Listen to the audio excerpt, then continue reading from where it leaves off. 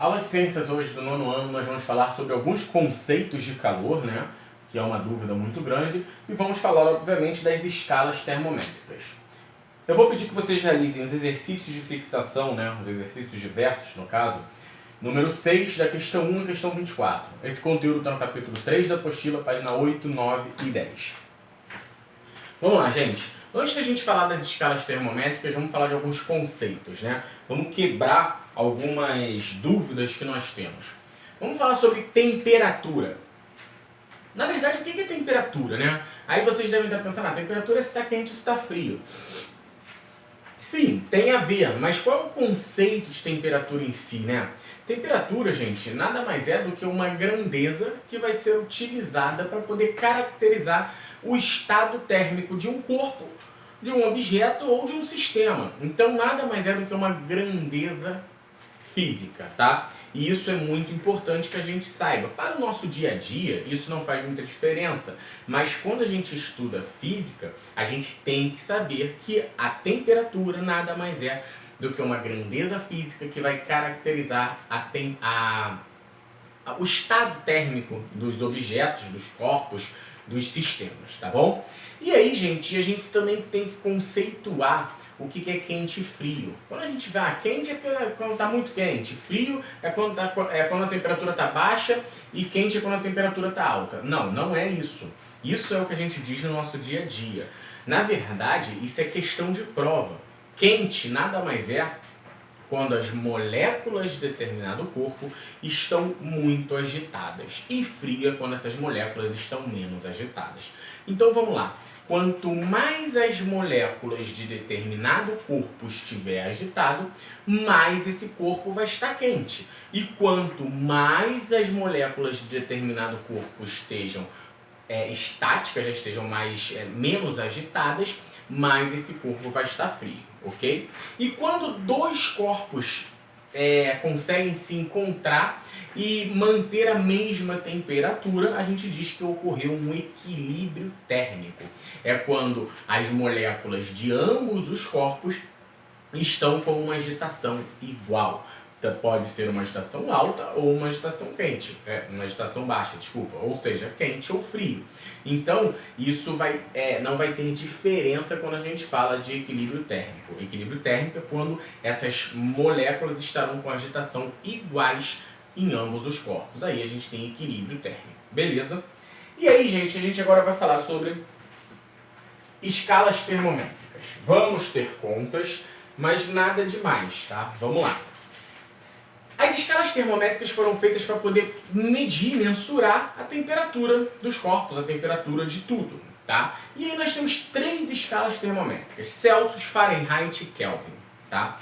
Celsius é a escala termométrica mais utilizada no planeta, tá? E ela foi elaborada justamente para poder tentar fazer digamos que com que se todo o planeta tivesse a mesma escala, mas não foi possível. Mas a grande maioria dos países fazem a utilização da escala Celsius, inclusive o Brasil, tá?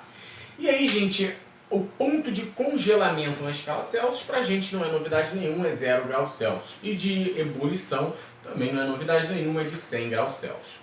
O que começa a se tornar novidade é quando a gente fala das outras 2 escalas. Nós vamos ter a escala de Fahrenheit, que é a escala muito utilizada normalmente em países de língua inglesa. Inglaterra, Estados Unidos são 2 países que utilizam muito, tá? A Austrália utiliza, a grande maioria do território australiano utiliza, mas uma parte utiliza Celsius, tá? Então vamos lá. Qual é a diferença? A diferença é que o ponto de congelamento da escala Fahrenheit é de 32 graus Fahrenheit, o que equivale ao nosso zero, tá? Então é 32. E o ponto de ebulição é 212, o que equivale a 100. Por isso que muitas vezes a gente está vendo televisão e assiste lá o jornal falando: nos Estados Unidos estamos com 70 graus Fahrenheit. Aí você fala: caramba, 70 graus Fahrenheit está muito quente. Na verdade não está, na verdade está até um pouco frio, né? A gente vai ver nessas conversões.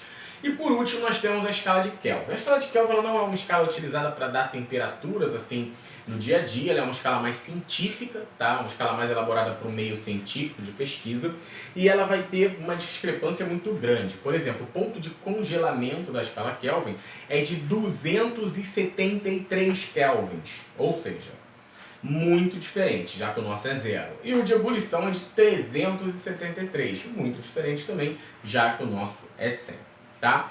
E aí agora para as conversões que nós temos que saber, eu vou apagar o quadro e nós vamos fazer. Para converter de Celsius para Fahrenheit, nós utilizamos a mesma fórmula, tá? Já para converter de Kelvin para Celsius, a fórmula é diferente. Então vamos lá. Para converter de Celsius para Fahrenheit, de Fahrenheit para Celsius, a gente utiliza a mesma fórmula, respeitando as regras matemáticas.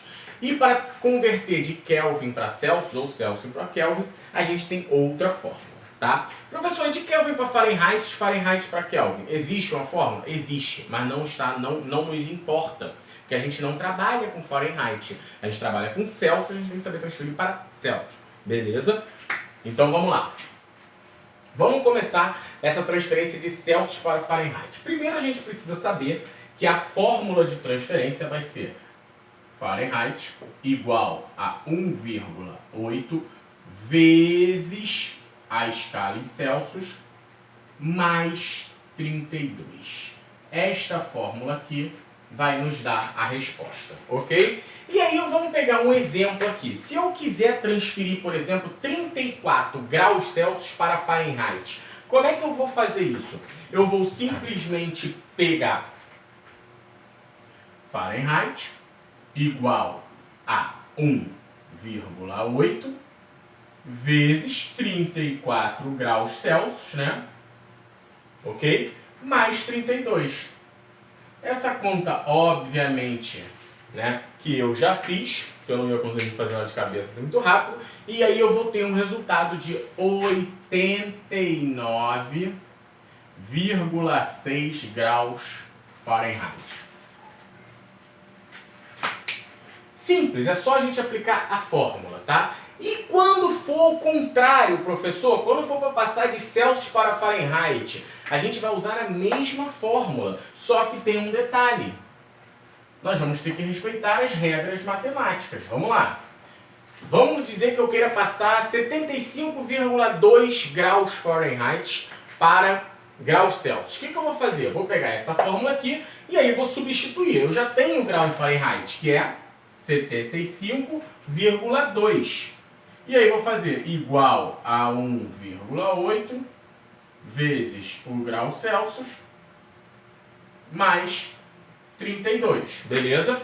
E aí vou começar a fazer as modificações. O que eu vou fazer? Vou passar os valores 75,2 menos 32, porque ele passa para cá, troco o sinal, 1,8 vezes o grau Celsius, beleza? E vou continuar, vou subtrair isso. Ao subtrair isso, como é que eu vou ficar? Vou ficar Celsius igual a 75,2 menos 32 vai dar 43.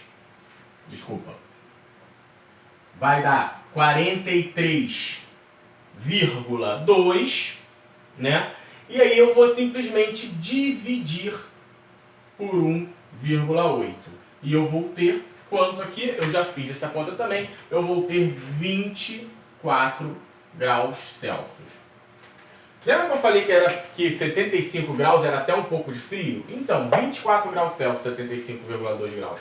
Então, gente, é simples. A mesma fórmula a gente consegue utilizar para ambos os casos, tá? Tanto de Fahrenheit para Celsius como de Celsius para Fahrenheit.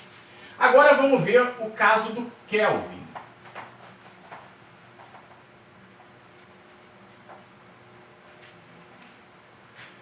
Gente, antes da gente ver o de Kelvin, o vídeo está ficando grande, eu vou dar uma parada, tá? Rapidinho, só para poder formatar e a gente já volta.